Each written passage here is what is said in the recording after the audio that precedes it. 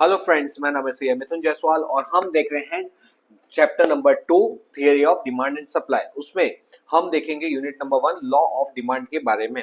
ये हमारे अलग अलग यूनिट के अंदर अलग अलग लेक्चर्स, वीडियो लेक्चर्स में अपलोड करता रहूंगा, आपको साथ वो सारे वीडियोस शेयर करता रहूंगा। तो आज का जो लेक्चर रहने वाला है वो बेसिक डिमांड क्या होता है उसके ऊपर रहने वाला है, क्योंकि ये जो लेक्चर बनाया गया है क्विक रिवीजन के पॉइंट ऑफ व्यू से बनाया है ताकि आप जल्दी से इसका क्विक रिवीजन कर सको।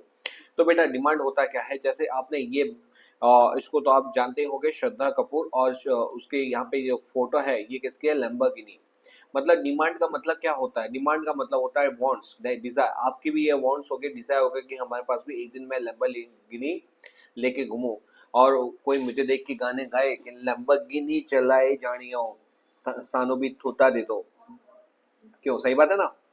ओके, तो देखो बेसिकली क्या है, लैम्बोर्गिनी क्यों बता रहा हूँ, क्योंकि हमारा जो डिमांड है ना, डिमांड डिमांड का मतलब होता है डिजायर। सर खाली डिजायर को डिमांड बोलते हैं क्या? नहीं भाई नहीं, खाली डिजायर, खाली वांट्स को आप कभी भी डिमांड नहीं बोलोगे, उसके साथ साथ अलग अदर फैक्टर्स भी इंपॉर्टेंट होते हैं। तो सर डिजायर के साथ क्या क्या होनी चाहिए, तो डिजायर के साथ होनी चाहिए हमारी एबिलिटी टू पे। सर अगर सपोज मेरे पास एबिलिटी टू पे भी है तो क्या ये डिमांड में कन्वर्ट होगी? नहीं, तब भी ये डिमांड में कन्वर्ट नहीं होगी। आप उसके लिए क्या होने चाहिए, आप उसके लिए विलिंगनेस भी होने चाहिए। मतलब आप उतना खर्चा करने के लिए रेडी भी होने चाहिए कि चलो मैं इसको खरीदने के लिए रेडी भी हूँ। मतलब आपके अंदर डिजायर भी होना चाहिए, आपके पास उसको पे करने के लिए कैपेसिटी भी होनी चाहिए, और वो कैपेसिटी के साथ साथ आपकी विलिंगनेस भी होनी चाहिए कि मैं उतना खर्चा करूँ। जैसे कितने लोग क्या होते हैं, पैसे तो बहुत होते हैं लेकिन दे डोंट शो ऑफ दूसरे पीपल को कि नहीं, हम नहीं दिखाना चाहते कि we how rich we are. मतलब वो विलिंग नहीं होता है ऐसी चीजों को खरीदने के लिए, तो वो उनकी वो डिमांड में कन्वर्ट नहीं हो पाती। मीनिंग देर बाद क्या बोल सकते हैं कि डिमांड जो होता है उसमें क्या चीज होती है, विलिंगनेस होना चाहिए, एबल होना चाहिए एट अ वेरियस प्राइस। मतलब अलग अलग प्राइस में कितना कितना मैं डिमांड करूंगा और during a period of time. बेटा ये ना पर्टिकुलर टाइम पीरियड को बताता है कि मैं 7 दिन में कितना डिमांड करूंगा, 6 महीने में कितना डिमांड करूंगा, साल भर में कितना डिमांड करूंगा। इसलिए जो हमारा जो डिमांड कंसेप्ट होता है ना वो फ्लो वेरिएबल होता है। कौन सा वेरिएबल होता है? Flow variable. इस चीज को ध्यान रखना क्योंकि इसके ऊपर बनता है एमसीक्यू। तो डिमांड क्या होता है, हमारा फ्लो वेरिएबल होता है। डिमांड के लिए हमको कब ये डिमांड कंस्टिट्यूट में कन्वर्ट होती है, डिमांड क्या था, मतलब कोई भी चीज डिमांड में कन्वर्ट कब होगी, जब उसमें क्या होगा, डिजायर होगा, जब उसमें क्या होगा, मींस टू परचेज होगा। मतलब हम उसको परचेज करने के लिए रेडी है, एबल है। और लास्ट है हमारा willingness to use those resources. थोड़ा सा ये जो वीडियो है ये मैं वापस बता दूं, ये मेरा एग्जाम पॉइंट्स है इसलिए स्पीड बहुत तेज होने वाली है ताकि आप क्विकली इसको रिवाइज कर सको। ओके, बाकी मैं पॉइंट सारे कवर अप करूंगा, तो आपको कहीं पे भी ये वीडियो ऐसा नहीं लगेगा कि कोई पॉइंट छूट गया है या तो कोई पॉइंट रह गया या तो कोई टॉपिक रह गया। टॉपिक सारे कवर अप होंगे लेकिन स्पीड के अंदर। तो हमारा जो डिमांड है उसमें डिजायर होता है, मींस टू परचेज होता है, एंड विलिंगनेस भी होना चाहिए, तभी इसको हम क्या बोलेंगे, इसको हम डिमांड बोलेंगे। इसके अंदर क्या होता है, एक चीज आपको ये ध्यान रखनी है कि आपको पर्टिकुलर टाइम पीरियड के अंदर पर्टिकुलर प्राइस पे कितने कितनी प्राइस पे और कितने टाइम पीरियड में कितना डिमांड करूंगा। देखो अगर 5 रुपए की प्राइस रही तो मैं कितना डिमांड करूंगा, 1,000। लेकिन अगर प्राइस अगर कम हो जाती है 4 तो मैं कितना डिमांड करूंगा, 2,000। लेकिन उससे भी कम हो जाएगी 3 तो मैं कितना डिमांड करूंगा, 3,000। मतलब कि यहाँ पे क्या हो रहा है कि जैसे जैसे क्या हो रहा है, प्राइस कम होती जा रही है वैसे वैसे डिमांड बढ़ती जा रही है। क्या आप ये देख पा रहे हैं, 5, 4, 3, और यहाँ पे जो डिमांड है 3,000, 2,000, 1,000। मतलब प्राइस के बढ़ने से या तो डिमांड कम हो रही है या तो उल्टा बोले प्राइस के घटने से डिमांड क्या हो रही है, बढ़ती जा रही है, 1, 2, 3,000। ठीक है, इन शॉर्ट यहाँ पे अगर मैं इसको अगर ऐसा भी बोल सकता हूँ कि प्राइस और डिमांड के बीच में कैसा रिलेशनशिप होता है, इनवर्स रिलेशनशिप होता है, इनवर्स रिलेशनशिप होता है। ओके, डिमांड दूसरा हमारा क्या है, डिमांड हमारा होता है फ्लो वेरिएबल। कौन सा वेरिएबल होता है, फ्लो वेरिएबल होता है। फ्लो वेरिएबल का मतलब क्या होता है, क्योंकि हम बताते हैं फ्लो बताते हैं कि एक वीक में कितना डिमांड करूंगा, 6 महीने में कितना डिमांड करूंगा, एक साल में कितना करूंगा। जबकि दूसरा जो कंसेप्ट होता है, एक होता है स्टॉक वेरिएबल। स्टॉक वेरिएबल बताता है एज ऑन डेट, 31 मार्च में मेरे पास कितना स्टॉक पड़ा हुआ है। ये जैसे ये बोला है स्टॉक वेरिएबल है, तो यहाँ पे सपोज कि 1 अक्टूबर को मेरे पास कितना बैलेंस है, 5,000 का बैलेंस है। तो उसको स्टॉक वेरिएबल बोलते हैं। लेकिन जो डिमांड होता है वो हमारा फ्लो वेरिएबल होता है। ठीक है, ओके। अब हम नेक्स्ट टॉपिक देखते हैं हमारा व्हाट डिटरमाइंस द डिमांड, मतलब डिमांड को क्या डिटरमाइंस करता है, मतलब कैसे हमारी डिमांड डिटरमाइन होती है, मतलब कैसे मालूम पड़ेगा कि हमारी डिमांड में कन्वर्ट होगा कि नहीं होगा, तो वो अलग अलग फैक्टर्स के ऊपर डिपेंड करती है। तो हम यहाँ पे अलग अलग फैक्टर देखने वाले हैं। पहला वाला जो फैक्टर्स है वो है प्राइस फैक्टर। प्राइस का मतलब क्या होता है, price of a commodity. Sir अगर प्राइस ऑफ अ कमोडिटी अगर सपोज 100 रुपए होगा ना, तो मैं सिर्फ एक ही वस्तु खरीदूंगा, लेकिन अगर ये प्राइस घट के अगर सपोज 70 हो गया तो मैं 2 खरीदूंगा, अगर ये और घट के 50 हो गया तो मैं 3 खरीदूंगा, अगर ये घट के अगर 40 हो गया तो मैं भी 4 खरीदूंगा। मतलब क्या होता है कि जैसे जैसे प्राइस कम होती जा रही है वैसे वैसे मैं इसके अंदर परचेसिंग पावर बढ़ाते जा रहा हूँ, मतलब मैं अपनी डिमांड ज्यादा करते जा रहा हूँ। इसका मतलब क्या हुआ, अगर आप ये देखोगे तो यहाँ पे जब प्राइस ज्यादा होती है तो डिमांड कम होती है, लेकिन जब प्राइस कम हो जाती है तो डिमांड बढ़ जाती है। तो यहाँ पे क्या है, there is a inverse relationship. ठीक है, ये अच्छा इसमें बेटा ये पूरे डिमांड चैप्टर के अंदर एक ये कंसेप्ट आता है जिसको बोलते हैं सेट्रस पेरिबस। क्या बोलेंगे, सेट्रस पेरिबस। सर ये सेट्रस पेरिबस का मतलब क्या होता है, सेट्रस पेरिबस का मतलब होता है keeping other thing constant, keeping other thing constant. मतलब जब मैं प्राइस की बात करूंगा तो सिर्फ प्राइस की ही बात करूंगा, प्राइस में ही चेंजेस लाऊंगा, मतलब प्राइस में 100 70 50 40 इन मतलब प्राइस में ही चेंज होगा। अदर जो फैक्टर्स होता है, टेस्ट प्रेफरेंस हुआ, गवर्नमेंट के रूल्स रेगुलेशन या कोई भी प्रकार के चेंजेस ले लो, वो सब वो मैं मान लूंगा कि वो क्या हो गए, सेक्टर्स पेरिबस हो गए, कांस्टेंट हो चुके हैं, उसमें कोई चेंज नहीं हो रहा, सिर्फ और सिर्फ चेंज किसके अंदर हो रहा है, प्राइस के अंदर। तो जब प्राइस में चेंज होता है तो उससे हमारी डिमांड क्या होती है, कम होती है, उसके लिए इसको क्या बोला जाता है, इनवर्स रिलेशनशिप। प्राइस के बढ़ने से डिमांड घट जाती है और प्राइस के घटने से डिमांड बढ़ जाती है। बेटा ये मैंने जो पूरा चैप्टर है नोट्स फॉर्म में बनाया हुआ है, बहुत ही इजी और सरल नोट्स बनाई है, ऐसी नोट्स आपको मॉड्यूल में भी देखने को नहीं मिलेगी। तो आप ये मेरे नोट्स को भी रिफर कर सकते हैं और आप अपने नोटबुक के अंदर बुक्स में भी क्या कर सकते हैं, उसको नोट डाउन करके लिख सकते हो। Okay, price of related goods. Price of related goods क्या होता है, तो रिलेटेड गुड्स दो प्रकार के होते हैं, एक होता है कॉम्प्लीमेंट्री गुड्स, एक होता है कॉम्पीटिंग गुड्स।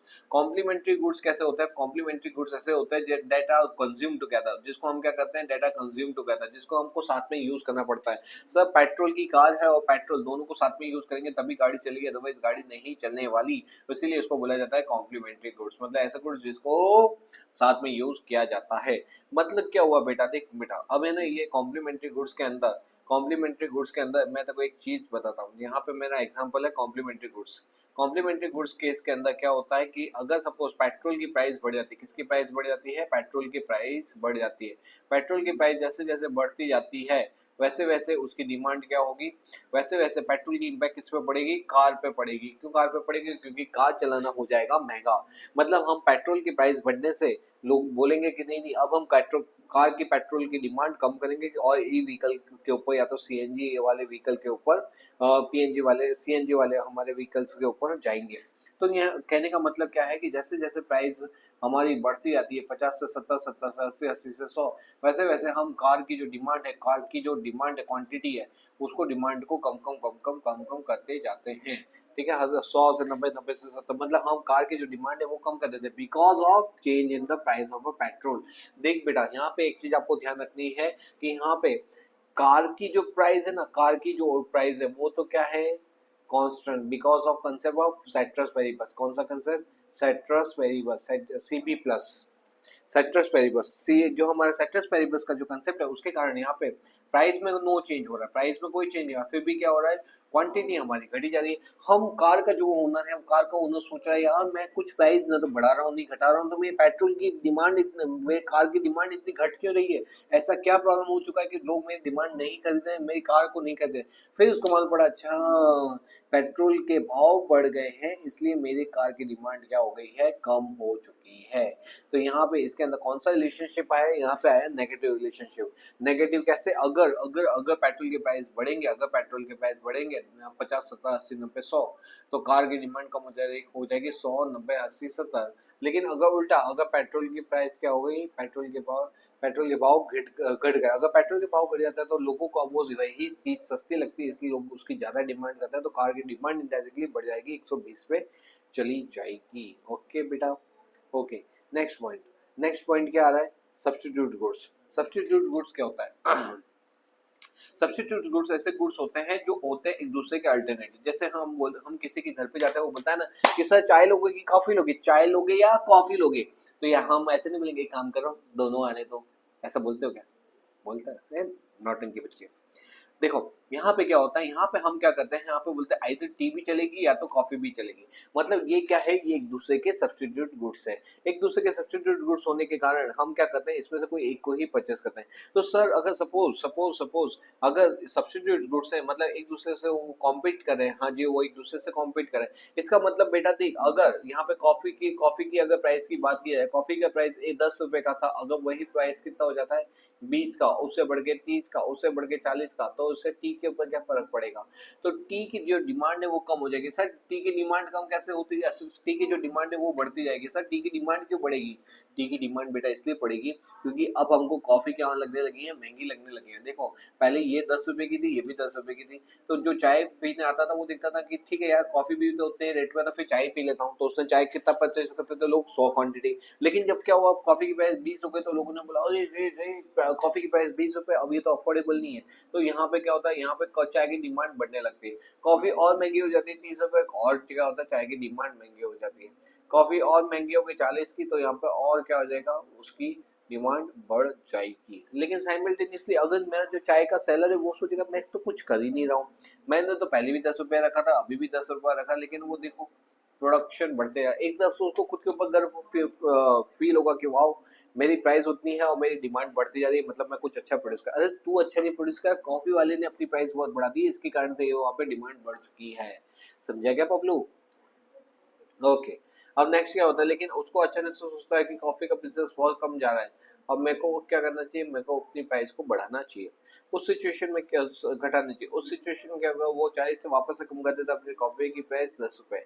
उस सिचुएशन में यहाँ पे जितने लोग यहाँ पे उस सिचुएशन में क्या होगा, वहां पे लोग क्या करेंगे, अब वो चाय की सॉरी अब वो चाय की क्या करेंगे, डिमांड को कम कर देंगे। क्यों?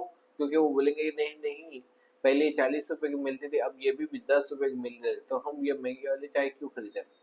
ठीक है, क्योंकि अब उनको चाय महंगी इसलिए लगेगी क्योंकि कॉफी हो चुकी है सस्ती। I hope you are getting me. Next topic है हमारा डिस्पोजेबल इनकम। डिस्पोजेबल इनकम का मतलब क्या होता है, देख अगर है ना जो इनकम है, इनकम डिस्पोजेबल इनकम का मतलब होता है जो जो इनकम हम अर्न करें उसमें से जितने खर्चे हो रहे, खर्चे माइनस करने का जो इनकम बच जाती है वो हमारी होती है डिस्पोजेबल इनकम। तो अगर हमारी जो डिस्पोजेबल इनकम है वो क्या हो जाती है, इंक्रीज हो जाए, क्या हो जाए, टेन टू इंक्रीज। तो अगर डिस्पोजेबल इनकम बढ़ेगी तो ऑफकोर्स वाली बात है, अगर आपके पॉकेट मनी 100 रुपए है और वो बढ़ के अगर सपोज 500 रुपीज हो जाएगी, तो आप क्या करोगे बताओ, अपनी डिमांड को बढ़ा दोगे, आप ज्यादा खर्चा करोगे। इसका मतलब क्या हुआ, जितनी इनकम ज्यादा उतना डिमांड ज्यादा, और जितनी इनकम कम उतनी डिमांड कम। ठीक है, तो पॉकेट मनी बढ़ेगी तो डिमांड बढ़ेगी, पॉकेट मनी घटेगी तो डिमांड भी घट जाएगी। ठीक है, तो लेकिन वैसे तो क्या होता है, ये हमारा इनकम के बढ़ने से हमारा जो डिमांड है वो बढ़ता है, लेकिन कुछ फैक्टर्स हैं उसको हमको ध्यान रखना है। मतलब क्या होता है, देख बेटा, मतलब कि क्या होता है, कुछ प्रकार के गुड्स होते हैं जैसे कि normal goods, durable goods, luxury goods, या ये ऐसे प्रकार के गुड्स होते हैं जिसके जो क्या होता है, जो हमारी इनकम से डायरेक्टली कनेक्टेड होते हैं, क्या होते हैं, हमारी इनकम से कनेक्टेड होते हैं। मतलब नॉर्मल गुड्स के केस के अंदर, ड्यूरेबल गुड्स के अंदर और लग्जरी गुड्स। ड्यूरेबल मतलब ऐसे गुड्स जिसको हम एक से ज्यादा बार यूज कर सकते हैं, वो ड्यूरेबल गुड्स में आते हैं। तो ड्यूरेबल गुड्स और लग्जरी गुड्स, अगर हमारी इनकम जितनी बढ़ती जाएगी उतना ही क्या होगा, उतना ही ये गुड्स की डिमांड भी बढ़ती जाती है। ठीक है, लेकिन कुछ गुड्स होते हैं जैसे एसेंशियल कंज्यूमर गुड्स, जैसे कि क्या हो गया, food grains, fuel, cooking oil, necessary clothing. तो इस केस के अंदर क्या होता है कि इनमें हमारी इनकम बढ़ जाती है तो हम डिमांड उतने से नहीं बढ़ाते। जैसे कि फूड ग्रेन्स ले लो, या तो फ्यूल, या तो कुकिंग ऑयल ले लो। कुकिंग ऑयल ले लो, अगर सपोज आपकी इनकम बढ़ेगी तो क्या आप जो ऑयल है उसको उठा के पीने लग जाओगे कि चलो डिमांड बढ़ा देते हैं क्योंकि हमारी इनकम बढ़ गई है? नहीं नहीं, आपका आपकी इनकम बढ़ जाती है तो क्या अब चीज को ऐसे कोरा खाने लगोगे कि चलो अब हम चीज को कोरा खाएंगे क्योंकि हम बहुत ज्यादा मालदार हो गए? तो नहीं नहीं, आप उसका डिमांड बढ़ाओगे नो डाउट तुम, लेकिन क्या बढ़ाओगे, बहुत कम से बढ़ाओगे। तो यहाँ पे इनकम के बढ़ने से क्या होता है, डिमांड बढ़ती है बट टू सम एक्सटेंट ही बढ़ती है। ठीक है, और लास्ट आता है इंफीरियर गुड्स। इंफीरियर गुड्स मतलब क्या होता है, इंफीरियर गुड्स का मतलब ऐसे गुड्स होते हैं जिसकी क्वालिटी क्या होती है, जिसकी क्वालिटी इतनी अच्छी नहीं होती है। तो वैसे प्रकार के गुड्स के अंदर क्या होता है, जैसे कि अभी सपोज आपकी इनकम, आपकी पॉकेट मनी कितने 100 रुपए की है, 100 रुपए की। तो अभी आप क्या करोगे, जो दाबेली खाने जाओगे, वड़ा पाव खाने जाओगे, तो आप क्या करोगे, कहाँ पे जाओगे, लोकल ठेले पे जाओगे, वहां पे जाके खा लोगे। लेकिन जब आपकी पॉकेट मनी सपोज 1000 की हो जाएगी, या तो सपोज कि आपकी जो इनकम है 1 लाख रुपीज पर मंथ हो जाएगी, तो फिर आप क्या करोगे, फिर आप जाओगे कोई अच्छे से रेस्टोरेंट के अंदर या तो कैफे के अंदर, और वहां पे जाके इनकम को कंज्यूम करोगे। मतलब कि ये जो गुड्स आप, जो पहले 100 रुपए की इनकम थी, तो आपको क्या करते थे, लोकल गुड्स को प्रीफर करते थे। वही जब इनकम बढ़ जाती है तो लोकल गुड्स को आप इग्नोर करते हो और ब्रांडेड गुड्स के ऊपर चले जाते हो। आप क्या करते हो, लोकल डिमांड्स की गुड्स को कम करते हो और ब्रांडेड गुड्स की डिमांड को बढ़ाते हो। इन शॉर्ट क्या होता है, इन शॉर्ट कहने का मतलब यह है कि इनकम के बढ़ने से इंफीरियर गुड्स की डिमांड कम होने लगती है। मोस्ट इंपॉर्टेंट कोई पॉइंट है। वैसे तो इनकम के बढ़ने से, इनकम का रिलेशन डिमांड के साथ क्या होता है, पॉजिटिव रिलेशनशिप होता है। कौन सा रिलेशनशिप होता है, पॉजिटिव। इनकम बढ़ेगी तो डिमांड बढ़ेगी। लेकिन बेटा अगर कौन सा गुड्स है, इंफीरियर नेचर का गुड्स है, तो उस केस में अंदर उसकी डिमांड क्या होती है, नेगेटिव हो जाती है। मतलब इनकम के बढ़ने से डिमांड हम क्या करते हैं, कम कर देते हैं। Taste and preference of a buyer. Taste और प्रेफरेंस सिंपल है। अगर अगर अगर गुड्स लोगों के टेस्ट और प्रेफरेंस के हिसाब से है, जो वो चाहते हैं वैसा गुड्स है, तो वो फैशनेबल है, वो डिजाइनर है, जो उनको जैसा चाहिए वैसा मॉडर्न टाइप्स का है, तो क्या होगा, उसकी अगर वैसा ही गुड्स मिल रहा है तो उसकी डिमांड ज्यादा बढ़ेगी। लेकिन उनके टेस्ट प्रेफरेंस के हिसाब से है नहीं, उनके प्रेफरेंस के हिसाब से नहीं है। अगर नहीं है तो उसकी डिमांड कम हो जाएगी। मतलब उनके प्रेफरेंस टेस्ट प्रेफरेंस के हिसाब से है यस, तो डिमांड ज्यादा, अगर नहीं तो डिमांड कम। लेकिन बेटा इसमें भी है ना, तीन प्रकार के गुड्स होते हैं, सॉरी 4 प्रकार के गुड्स होते हैं। और टेस्ट प्रेफरेंस में भी क्या होता है, टेस्ट और प्रेफरेंस, हमारा जो टेस्ट और प्रेफरेंस किस कौन सी चीजों के ऊपर डिपेंड करता है, तो वो डिपेंड करता है 4 चीज के ऊपर। देखो पहला आता है डेमोन्स्ट्रेशन इफेक्ट। डेमोन्स्ट्रेशन का इफेक्ट का मतलब क्या होता है, डेमोन्स्ट्रेशन इफेक्ट मतलब दिखा दिखी। देखा देखी मतलब क्या होता है कि हम अपने जो फ्रेंड्स वगैरह हैं उसको कॉपी करते हैं, हम कॉपीकेट बन जाते हैं, नकलची बंदा बन जाते हैं। नकलची बंदा मतलब कि अगर इसके बाद ऐसी टी शर्ट है तो मैं भी ऐसा ही टी शर्ट लूंगा, इसके बाद ऐसी पैंट है तो मेरे को भी ऐसी पैंट चाहिए, इसके बाद ऐसा मोबाइल है तो मेरे को भी ऐसा मोबाइल चाहिए। मतलब क्या होता है, डेमोन्स्ट्रेशन इफेक्ट के अंदर हम एक दूसरे को के ऊपर कॉपी करते हैं, एक दूसरे को देख के वही चीज को खरीदते हैं जो दूसरा वाला क्या करता है, दूसरा वाले के पास है। तो यहाँ पे ये कंसेप्ट किसने दिया था, ये कंसेप्ट दिया था जेम्स ड्यूसेनबेरी ने दिया था, जिसके अंदर पीपल क्या करते हैं, इमुलेट या तो कॉपी करते हैं एक दूसरे को। People try to copy the behaviour of other. People buy और things because they see other things are able to have them. मतलब उनको इसलिए नहीं चाहिए क्योंकि उनको रिक्वायरमेंट, उनको इसलिए चाहिए क्योंकि लोगों के पास वो चीज है तो वो चीज मेरे को भी चाहिए। ठीक है। मतलब कि डेमोन्स्ट्रेशन के अंदर क्या होता है, इनकम के बढ़ने से डिमांड क्या होती है, बढ़ती है। क्यों, क्योंकि हम भी वही डिमांड करते हैं। बैंडस्वैगन। बैंडस्वैगन इफेक्ट का मतलब क्या होता है, भेड़ चाल। भेड़ चाल का मतलब क्या होता है, क्योंकि ये पूरी सोसाइटी के पास है इसीलिए मेरे को चाहिए, क्योंकि ये सब खरीद रहे हैं, पूरी सोसाइटी खरीदती है इसलिए मेरे को भी चाहिए, क्योंकि पूरी सोसाइटी के पास स्मार्टफोन है इसलिए मेरे को स्मार्टफोन चाहिए। और इसके अंदर क्या हुआ, इसके अंदर क्योंकि इसके पास आईफोन नहीं, सपोज उसके पास वन प्लस है, इसके पास क्या है, वन प्लस है, इसलिए मेरे को भी कौन सा मॉडल चाहिए, वन प्लस का मॉडल चाहिए। तो भेड़ चाल का मतलब क्या हो गया, भेड़ चाल का मतलब हो गया क्योंकि पूरी सोसाइटी यहाँ पे इंटरनेट यूज कर रही है, पूरी सोसाइटी स्मार्टफोन ले, तो मैं लोकल मोबाइल क्यों लूं, मैं कीपैड वाला मोबाइल क्यों लूं, मैं भी क्या लूंगा, स्मार्टफोन लूंगा। तो यहाँ पे क्या होता है, यहाँ पे it represent the desire of a people to purchase the commodity in order to be fashionable. यहाँ पे लोग अपने आप को फैशनेबल दिखाते कि देखो सोसाइटी के पास भी और मेरे पास भी है। यहाँ पे खुद को स्टाइलिश बनाने के लिए, खुद को कंफर्म बताने के लिए कि देखो मैं भी आपके जैसा ही हूँ, मेरे पास भी ये चीज अवेलेबल है। ठीक है। तो यहाँ पे हम सोसाइटी को बताने के लिए वाली चीजों को खरीदते हैं। इसमें भी क्या होता है, इसमें डिमांड पे कैसा इंपैक्ट पड़ता है, पॉजिटिव। क्यों, क्योंकि यहाँ पे भी हम यहाँ पे चीजों को खरीदते हैं। नेक्स्ट आता है स्नोब इफेक्ट। स्नोब इफेक्ट का मतलब होता है ये सब खरीद रहे हैं इसलिए मैं नहीं खरीदूंगा, इसलिए मैं नहीं खरीदूंगा। मतलब बोले कि सपोज एग्जांपल ले लेते हैं, ये ये ये रियलमी का मोबाइल है जो सभी के पास है, इसलिए मैं ये वाला मोबाइल नहीं खरीदूंगा, जस्ट एन एग्जांपल। ठीक है। तो यहाँ पे क्या हो गया, यहाँ पे ये हो गया कि भाई ये मोबाइल सभी के पास है इसलिए मैं नहीं खरीदूंगा। मेरे को इसलिए नहीं चाहिए क्योंकि मेरे को ये अच्छा नहीं लगता, मेरे को इसलिए नहीं चाहिए क्योंकि ये सभी के पास है। यहाँ पे क्या हो रहा है, ये बैंड वैगन इफेक्ट की नेगेटिव इम्पैक्ट यहाँ पे आती है स्नोब इफेक्ट के अंदर। स्नोब इफेक्ट के अंदर क्या होता है, ये नेगेटिव इंप्रेशन क्रिएट कर रहा है, ये यहाँ पे डिमांड में नेगेटिविटी ला रहा है, इससे डिमांड घट जाती है। क्यों, क्योंकि ये बोलता है कि यहाँ पे ये सभी के पास है इसलिए मैं दूसरों से अलग दिखने के लिए इस प्रकार के मोबाइल को नहीं खरीदूंगा। देखो यहाँ पे डिमांड क्या हो जाती है, यहाँ पे डिमांड हमारी डिक्रीज हो जाती है। क्यों डिक्रीज होती है? क्यों? क्योंकि यहाँ पे हम वो एक्शन नहीं लेते हैं। नेक्स्ट आता है वेबलन इफेक्ट। वेबलन इफेक्ट का मतलब होता है VIP purchase to show off their status. मतलब यहाँ पे क्या होता है, यहाँ पे होता है कि अरे यहाँ पे इसकी प्राइस इतनी हाई होती है कि कोई अफोर्ड नहीं कर पाता, और हम जाके बोलते हैं खुद को सोसाइटी से अच्छा दिखाने के लिए कि भाई हमको वैसी कोई चीज दिखाओ जो बहुत महंगी हो, जो कोई नहीं खरीदा हो, उसके अंदर जो फीचर हो भले एकदम घटिया हो, उसके अंदर फीचर हो भले वैसे हो जिसका कोई फर्क नहीं पड़ता, मेरे को क्या दिखाना है, मेरे को सोसाइटी को दिखाना है I am the best, I am something. और तो वो क्या करूंगा, मैं जाके वहां पे क्या करूंगा, एक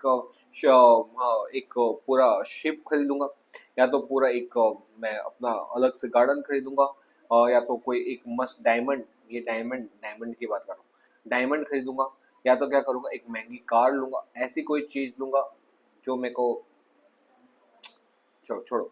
यहाँ पे क्या है, इन शॉर्ट कहने के लिए क्या है, कहने के लिए वेबलन इफेक्ट के अंदर बताओ डिमांड के अंदर पॉजिटिव इफेक्ट है कि नेगेटिव इफेक्ट है? ऑफ कोर्स पॉजिटिव है। क्यों? क्योंकि यहाँ पे मैं चीज को खरीद रहा हूँ, चीज की डिमांड कर रहा हूँ, तो यहाँ पे पॉजिटिव इम्पैक्ट आता है। लेकिन ये वेबलन इफेक्ट किसके ऊपर फोकस करता है? ये इफेक्ट करता है, सबसे इंपॉर्टेंट चीज है, इसके ऊपर आपका एमसीक्यू बनता है। ये किसके ऊपर फोकस करता है? प्राइस इफेक्ट के ऊपर फोकस करता है। प्राइस इफेक्ट मतलब यहाँ पे प्राइस इफेक्ट होता है क्योंकि यहाँ पे चीजें बहुत ज्यादा महंगी होती है, इसलिए मैं उसको परचेस करना चाहता हूँ। ठीक है। High priced goods are consumed by the status seeking rich people to satisfy their need for conspicuous conspicuous goods का मतलब क्या होता है? नोटिसेबल, जिसको नोटिस करे।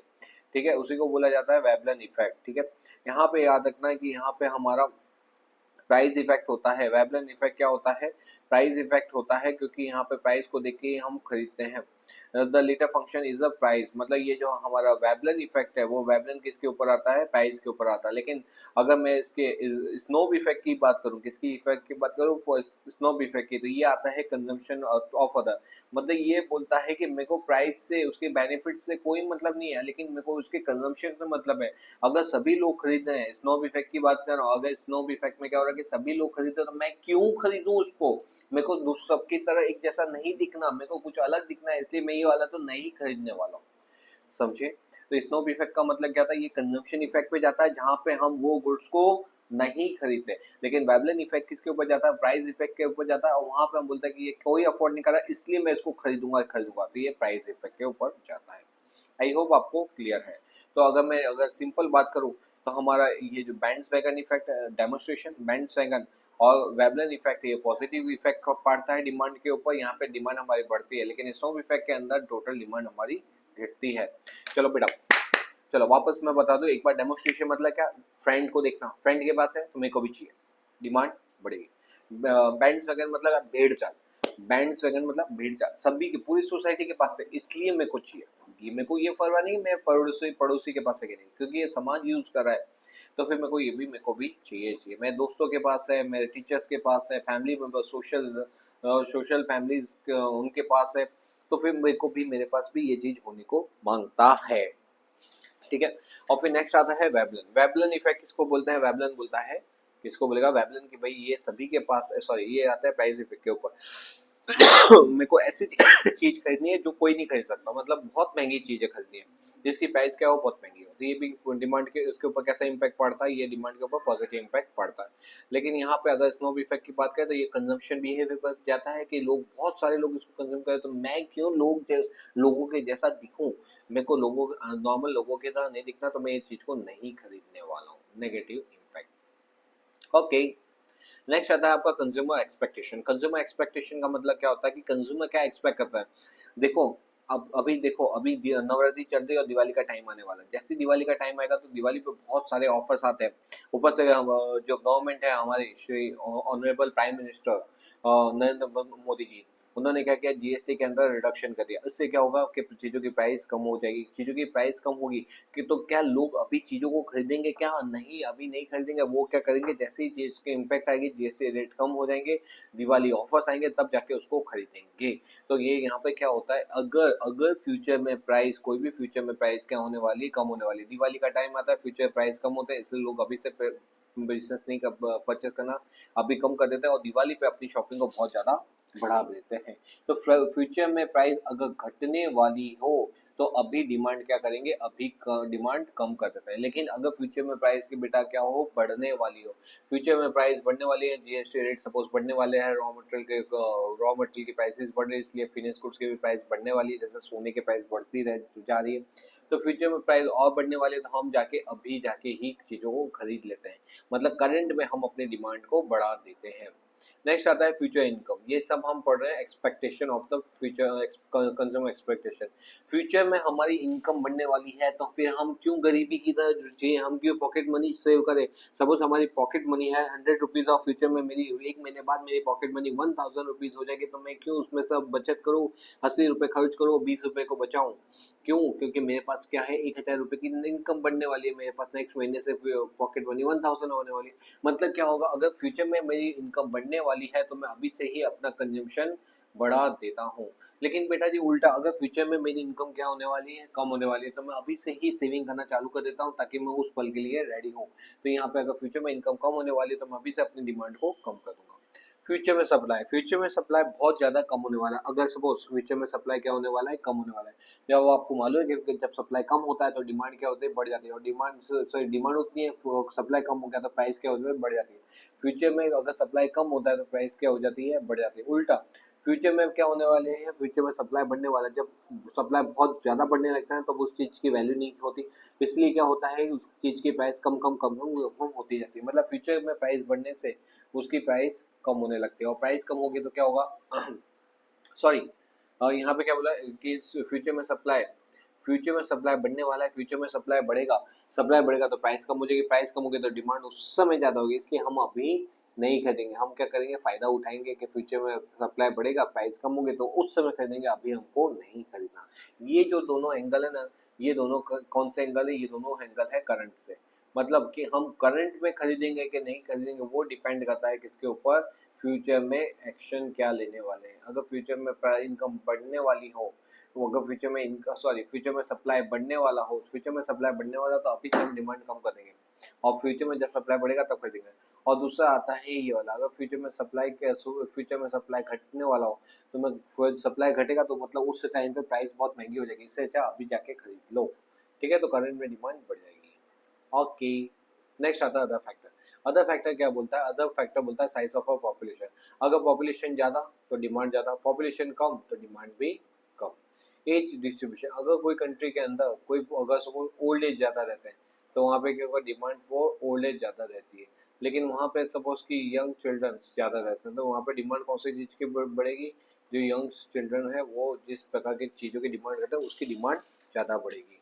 तो हमारी पॉपुलेशन की साइज की है, उसके ऊपर डिपेंड करता है कि हमारी डिमांड क्या होगी। ठीक है, नेक्स्ट है माइग्रेशन।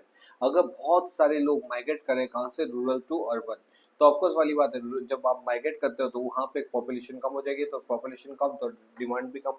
लेकिन दूसरे वहाँ दूसरी कंट्री, दूसरे स्टेट्स या तो दूसरे अर्बन एरिया के अंदर पॉपुलेशन बढ़ेगी, पॉपुलेशन बढ़ेगी तो ऑफकोर्स वाली बात है कि वहाँ पे जहाँ पे माइग्रेट किया है, मतलब अर्बन एरिया के अंदर, वहाँ पे डिमांड भी बढ़ जाएगी।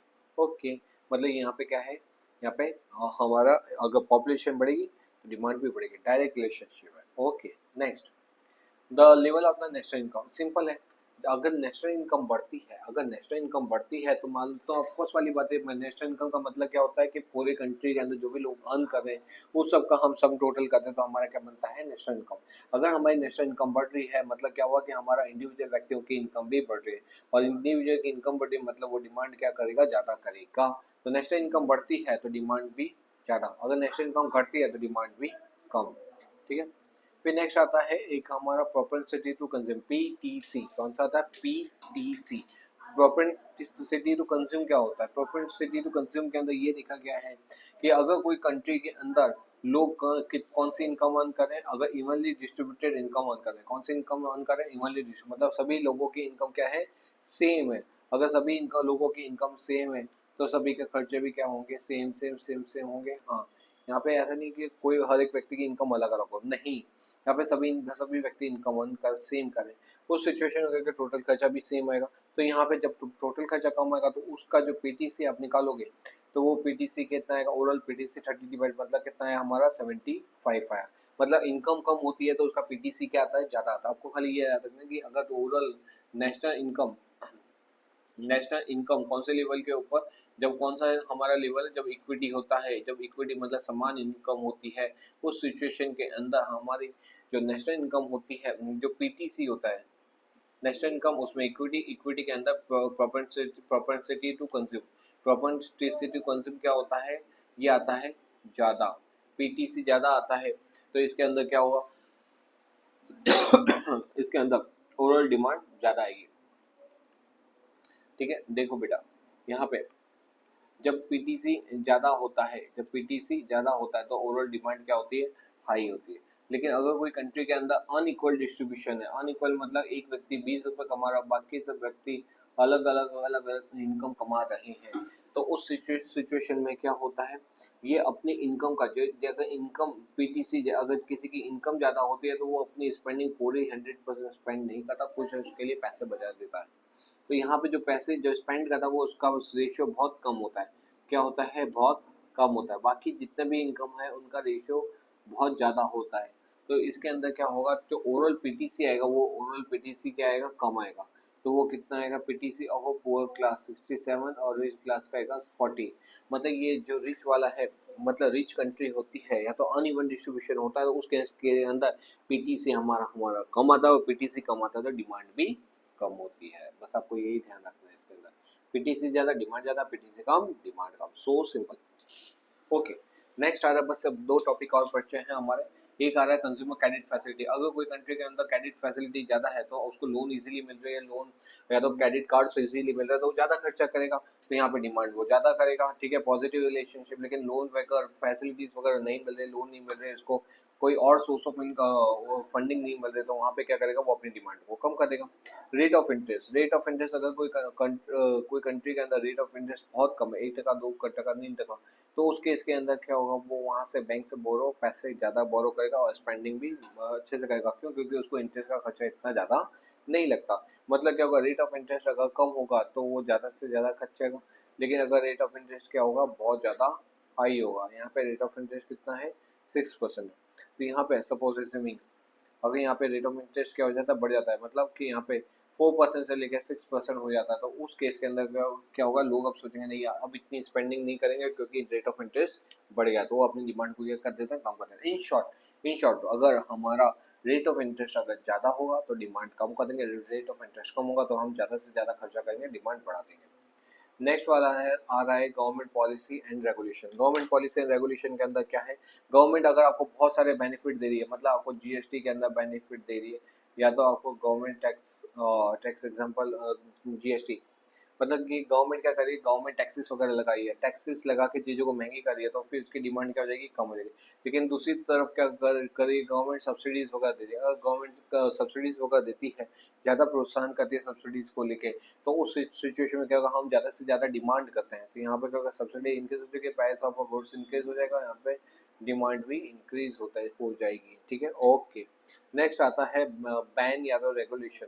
अगर कोई चीज़ के ऊपर कंप्लीट बैन आ जाता है या कंप्लीट रिस्ट्रिक्शन आ जाता है, तो उस समय क्या होता है, हम वो गुड्स को क्लियर नहीं कर पाते, दूसरी जगह सेल भी नहीं कर पाएंगे। मतलब क्या होता है कि कोई अगर चीज़ का बैन आ गया, रिस्ट्रिक्शन आ गया, तो हम उस चीज़ को नहीं ट्रांसफर कर पाते, मतलब ओवरऑल डिमांड क्या होती है हमारी, कम हो जाती है। तो यहाँ पे बैन और रिस्ट्रिक्शन के कारण क्या होता है, demand is less. Okay, next आ रहा है हमारा इम्पोर्ट ड्यूटी। ये एकदम सिंपल टॉपिक है। अगर आपका इम्पोर्ट ड्यूटी, जैसे कि वो अभी ये जो हुआ था यूएस के अंदर, उन्होंने क्या किया था, इंडिया के ऊपर इम्पोर्ट ड्यूटी बढ़ा दी। अगर यूएस इंडिया के अंदर इम्पोर्ट ड्यूटी, इंडिया से आने वाले गुड्स के ऊपर इम्पोर्ट ड्यूटी बढ़ जाएगी, तो लोग इंडिया के गुड्स को खरीदेंगे नहीं, मंगाएंगे नहीं उनकी कंट्री में, और यूएस वाले जब उनकी कंट्री में इंडिया का गुड्स ही नहीं जाएगा, तो वो लोकल गुड्स से अपनी चीज़ों को खरीदेंगे और वहाँ से अपनी डिमांड को पूरी करेंगे। तो इन शॉर्ट क्या होता है कि जब इम्पोर्ट ड्यूटी बढ़ जाती है तो उस कंट्री के जो लोकल गुड्स है उसकी डिमांड भी बढ़ जाती है। तो बेटा ये हमने क्या किया, ये हमने क्या, डिटरमिनेंट्स ऑफ डिमांड, जिसके अंदर अलग अलग डिटरमिनेंट्स है, मतलब हमारी जो डिमांड है वो अलग अलग फैक्टर्स के ऊपर डिपेंड करती है। और वो क्या होता है, जब भी हम कोई पर्टिकुलर फैक्टर को पढ़ रहे हैं तो बाकी अदर फैक्टर्स को हम क्या करेंगे, सेक्टर्स पेरिबल्स, मतलब उसको हम लॉक कर देते हैं, और फिर खाली एक ही चीज़ के अंदर एक वेरिएबल और एक बेस दोनों के अंदर हम देखते हैं कि एक के बढ़ने से, इनकम के बढ़ने से डिमांड में क्या फ़र्क पड़ रहा है, या तो दूसरी चीज़ हम मतलब एक ही टाइम पे एक ही चीज़ को हम देखते हैं, सेक्टर्स पेरिबल्स।